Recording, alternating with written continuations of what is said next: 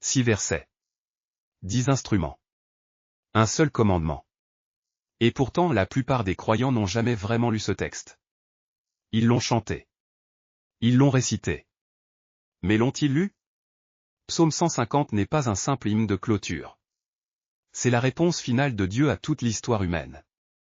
C'est l'aboutissement de 150 psaumes de larmes, de guerre, de trahison, de supplication et Dieu dit, à la fin de tout cela, il reste une seule réponse. La louange. Pas parce que tout va bien. Pas parce que la douleur a disparu. Mais parce que lui l'Éternel est digne. Aujourd'hui, nous sommes à l'épisode 150. Et nous terminons le psautier là où Dieu l'a voulu, dans un cri de louange qui secoue le ciel et la terre. Bienvenue dans Genèse à Apocalypse. Ouvrons maintenant la parole de Dieu. Psaume 150, dans son intégralité, selon la traduction Louis II. Louez Dieu dans son sanctuaire. Louez-le dans l'étendue de sa puissance. Louez-le pour ses hauts faits. Louez-le selon sa grandeur infinie. Louez-le avec les sons de la trompette. Louez-le avec le psalterion et la harpe. Louez-le avec le tambourin et les chœurs. Louez-le avec les instruments à cordes et le chalumeau. Louez-le avec les cymbales sonores. Louez-le avec les cymbales retentissantes. Que tout ce qui respire loue l'Éternel. Louez l'Éternel. 6 versets. Et dans ces 6 versets, le mot louer apparaît 13 fois en hébreu. 13 fois. Ce n'est pas une suggestion. Ce n'est pas une option. C'est une convocation. Une mobilisation. Le psautier, ce livre de 150 chapitres qui commence dans la méditation solitaire du psaume 1. Heureux l'homme qui ne marche pas selon le conseil des méchants se termine ici, dans un cœur universel qui n'exclut personne et ne laisse aucun instrument de côté. Notez la structure du psaume, il répond à 3 questions fondamentales. Où louer? Versets 1 et 2. Pourquoi louer? Versets 2 à 3. Comment louer? Versets 3 à 5. Et la réponse finale, verset 6, qui doit louer? Tout ce qui respire. Voici maintenant les détails que la plupart des lecteurs manquent et qui changent tout à la compréhension de ce psaume. Premier détail oublié, le mot Alléluia. En hébreu, ce mot n'est pas un cri émotionnel. C'est un impératif pluriel. Allouez-vous, louez. Yah le Seigneur. Ce n'est pas je loue le Seigneur. C'est de vous, louer le Seigneur. Une convocation. Une commission. Chaque fois que vous entendez Alléluia, Dieu vous enrôle dans un acte collectif de déclaration souveraine. Ce n'est pas de la sentimentalité, c'est de la théologie en action. Deuxième détail oublié, les 10 instruments.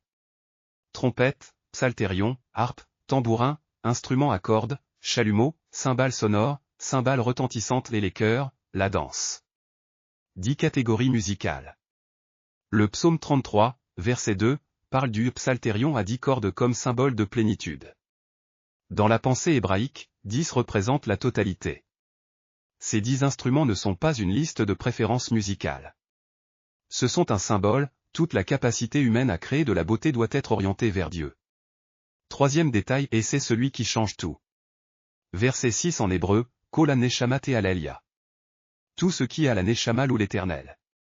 Le mot neshama, ce souffle vital, c'est exactement le même mot de Genèse 2, verset 7, l'Éternel Dieu forma l'homme de la poussière de la terre, il souffla dans ses narines un souffle de vie. La neshama. Ce souffle que Dieu a mis en vous au moment de votre création, psaume 150 vous dit, rendez-le. Chaque souffle que vous prenez est un prêt divin. La louange, c'est rendre à Dieu ce qu'il vous a prêté. Je vole au-dessus des sanctuaires et des collines et de là, je vois ce que l'homme ne voit pas. Chaque poitrine qui se soulève, chaque souffle qui monte, c'est un don qu'il n'a pas fabriqué. Comment peut-on tenir ce don et ne pas se demander, de qui vient-il? Je l'ai senti, ce souffle, quand Dieu a survolé les eaux au commencement. C'est le même souffle qui est dans chaque créature qui vit. Quand les hommes louent, quelque chose dans l'air retrouve son ordre naturel. Quand ils se taisent dans l'ingratitude, quelque chose se brise et je le ressens.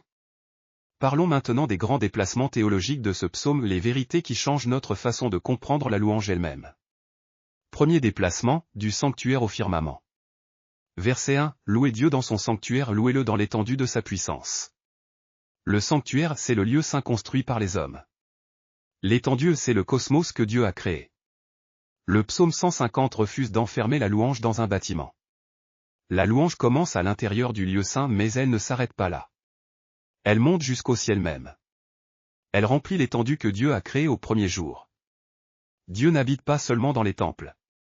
Il habite dans sa gloire et c'est là que notre louange doit le rejoindre. Hébreux 10, verset 19 nous dit que nous entrons dans le lieu très saint par le sang de Jésus. La louange est notre entrée dans cette présence. Deuxième déplacement, de l'acte à l'identité. Le psaume ne nous demande pas seulement ce que nous faisons. Il nous demande ce que nous sommes. Que tout ce qui respire louange l'Éternel. Pas seulement ceux qui chantent bien. Pas seulement les Lévites. Pas seulement ceux qui ont des instruments. Tout ce qui a reçu la Neshama, le souffle de vie, est constitutionnellement appelé à louer. La louange n'est pas un talent. C'est une vocation d'être. Troisième déplacement, de l'individu à la symphonie cosmique. Regardez l'arc du psautier. Il commence avec un homme seul qui médite la loi de Dieu. Il se termine avec une symphonie universelle.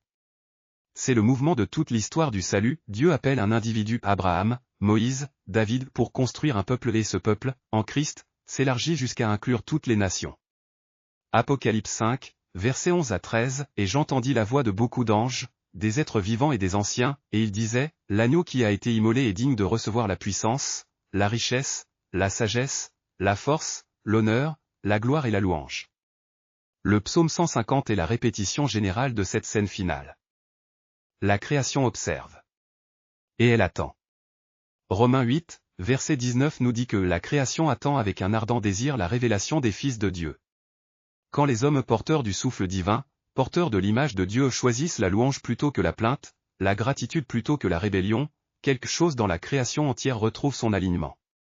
Les animaux n'ont pas reçu la Neshama au sens de Genèse 2.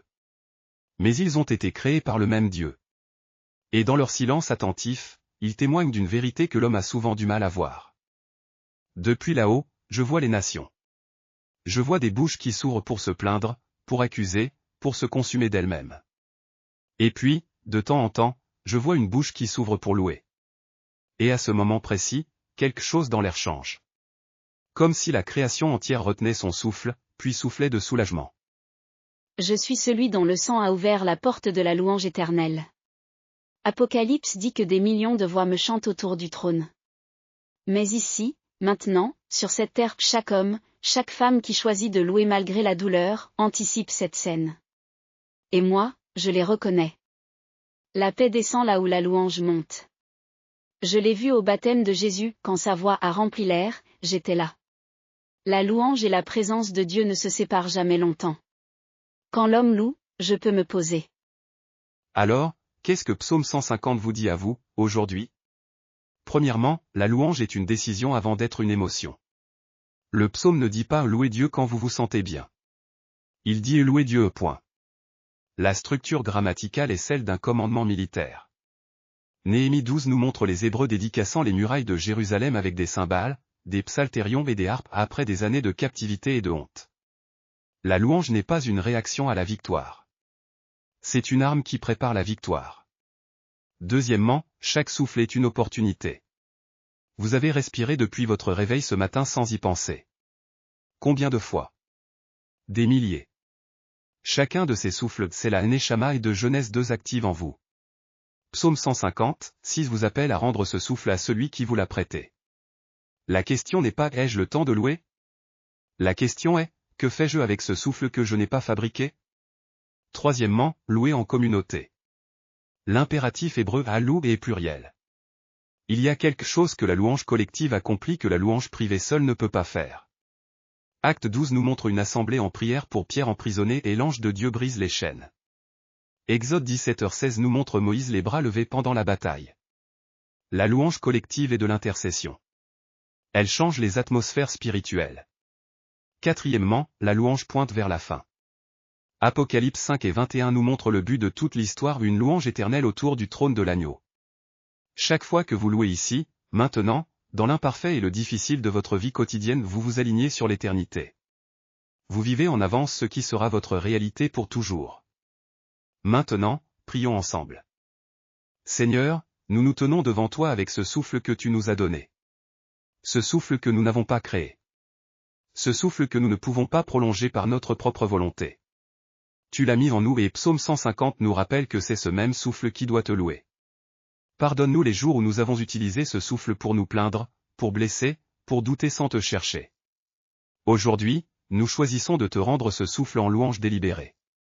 Pas parce que tout va bien, mais parce que tu es digne dans le sanctuaire et dans le firmament, dans les jours de joie et dans les nuits de larmes. Nous prions pour nos frères et sœurs qui ne peuvent pas louer en ce moment, ceux qui souffrent, ceux qui sont en captivité spirituelle, ceux dont la bouche est fermée par la douleur.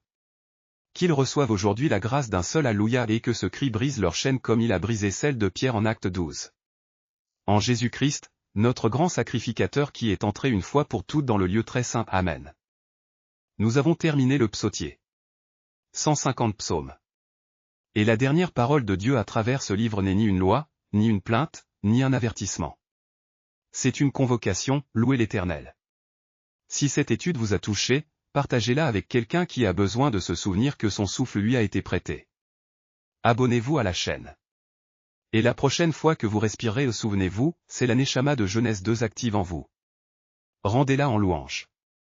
Alléluia. J'ai survécu à 150 psaumes. J'ai entendu des larmes, des cris, des abandons, des retours. Et à la fin, toujours la même chose.